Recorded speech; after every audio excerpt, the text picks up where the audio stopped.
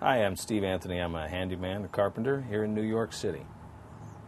Let's talk about Dremel Tool Parts. Now, the Dremel tool is a high-speed rotary cutting tool that has an enormous number of uses. It can be used for cutting. This happens to have a cutting wheel on it at this particular time. We'll get to that. It's also useful for grinding, engraving, buffing, polishing.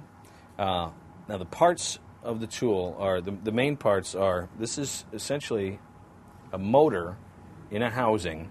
It spins at up to 30,000 RPM. So let's talk about the parts. The motor inside of the housing. This is a speed switch that allows you to go from the settings from 1 to 5 in click stops, which range from the lowest setting is 3,000 RPM, and if I'm right, 5,000 RPM, and the highest setting is 30,000 RPM. So that's the speed switch.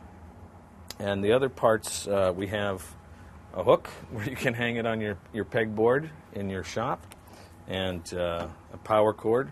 They also make cordless versions which have a large battery pack at the end instead of a plug-in power cord. The only limitation there is that when your battery runs out, you're done using the tool until you either put in a new battery or recharge the one that you're using.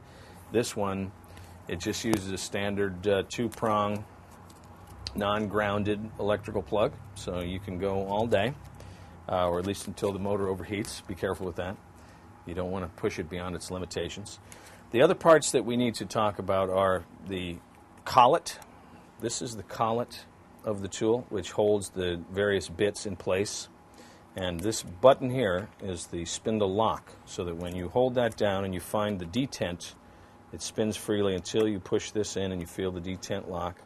And then you can undo the collet, lefty-loosey, righty-tighty, and remove the bit and replace it with any other bit you want. Those are the main parts of the Dremel tool.